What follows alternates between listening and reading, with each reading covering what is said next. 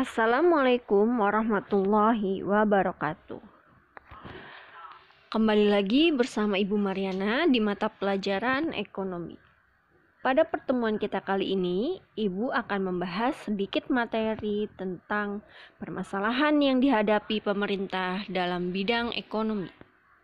Nah, masalah apa saja sih yang dihadapi pemerintah dalam bidang ekonomi? Di antaranya ada masalah kemiskinan. Kemudian ada masalah keterbelakangan. Kemudian ada masalah lapangan pekerjaan, masalah pemerataan pembangunan, dan masalah pemerataan pendapatan. Nah, kemiskinan. Apa sih kemiskinan itu? Kemiskinan adalah manifestasi keadaan serba kekurangan masyarakat. Nah, kemiskinan bukan hanya ada di Indonesia. Di beberapa negara, khususnya negara yang sedang berkembang pun, kemiskinan merupakan masalah utama yang dihadapi oleh pemerintah. Nah, batas kemiskinan yang digunakan oleh setiap negara tidak sama dengan negara yang lain.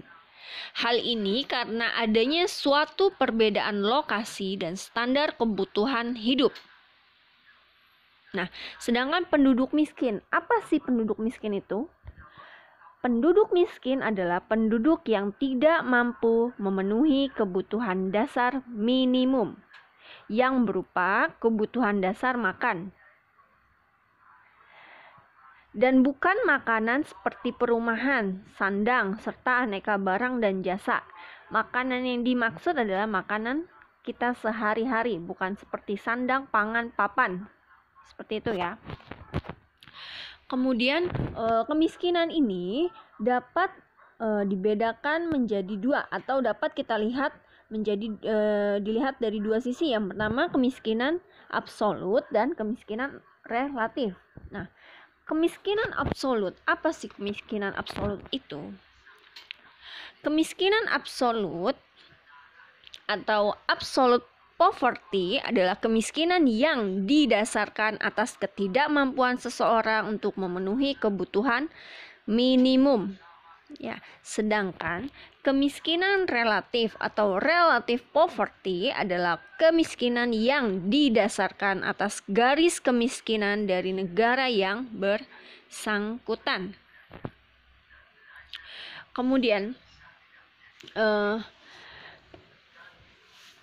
kebijakan pemerintah dalam mengurangi tingkat kemiskinan pada dasarnya terbagi dalam 3 kelompok.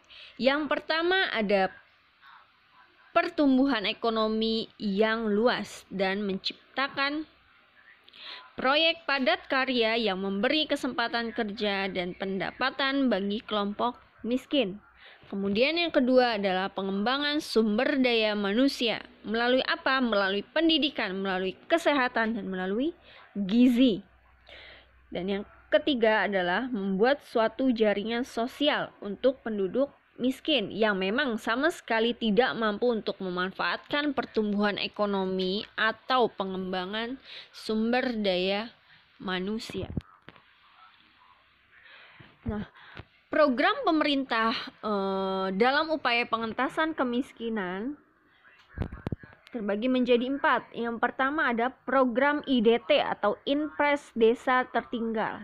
Nah, program ini bertujuan untuk membantu desa tertinggal agar dapat menggerakkan sektor ekonominya dengan memberikan dana bergulir, yakni dana stimulan sebagai modal awal dalam pengelolaan sumber-sumber ekonomi di desa tertinggal.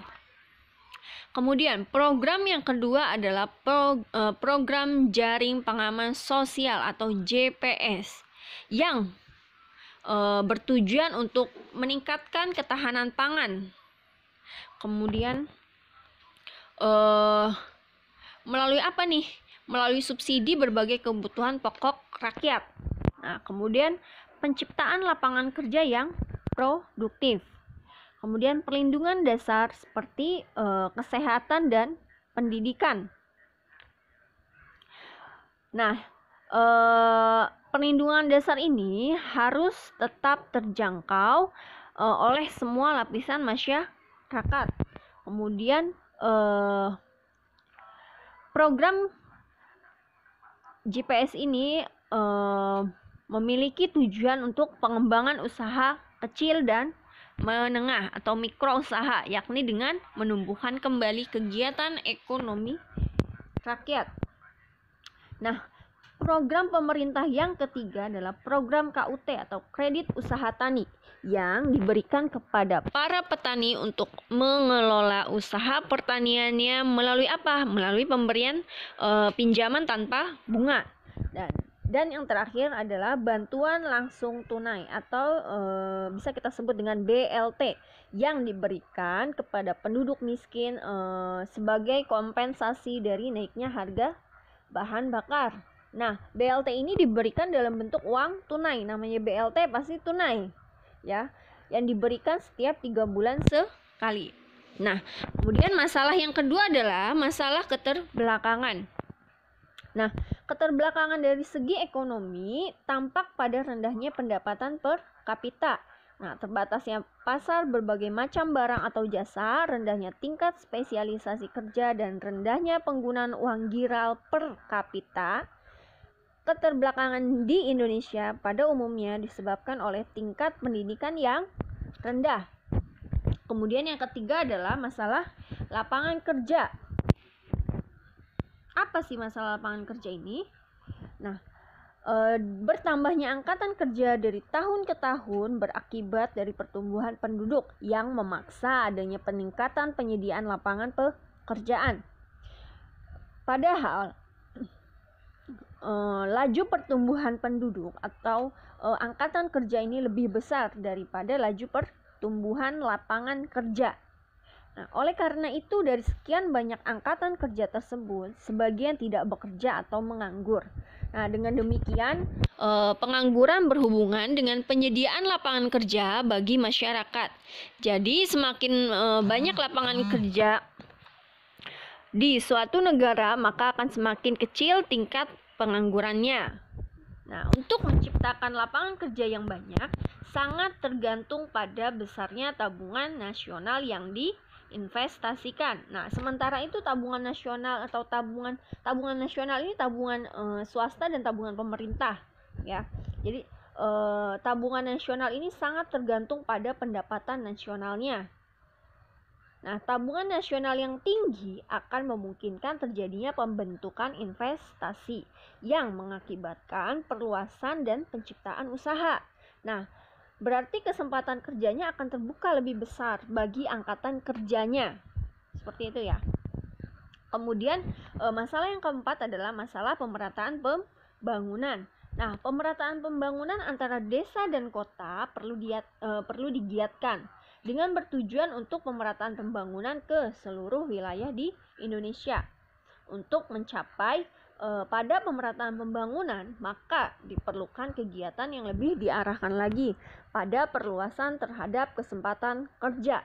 Nah, pembinaan pengembangan lingkungan pemukiman, pedesaan, dan perkotaan, serta peningkatan kemampuan penduduk dalam memanfaatkan SDA atau sumber daya alam.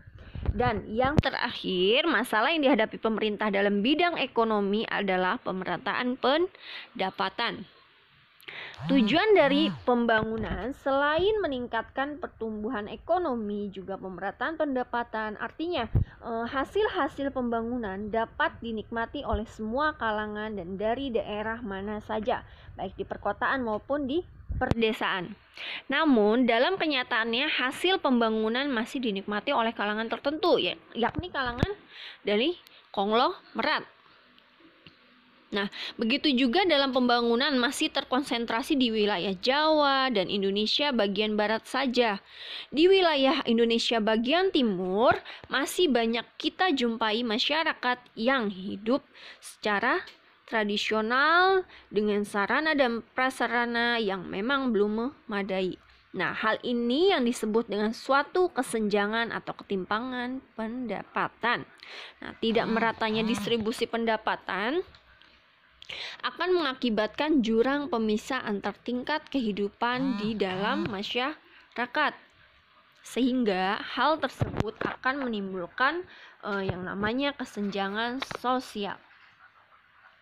Nah, cukup sekian materi dari Ibu. Ini tugas dari Ibu. Tolong dikerjakan, disalin di buku tulis di buku tulis kalian. Kalian tulis soal berserta A, B, C, D, E. Kemudian kalian jawab, boleh disilang, boleh dilingkari. Ya, cukup sekian pertemuan kita lewat daring ini. Ibu akhiri. Wassalamualaikum warahmatullahi wabarakatuh.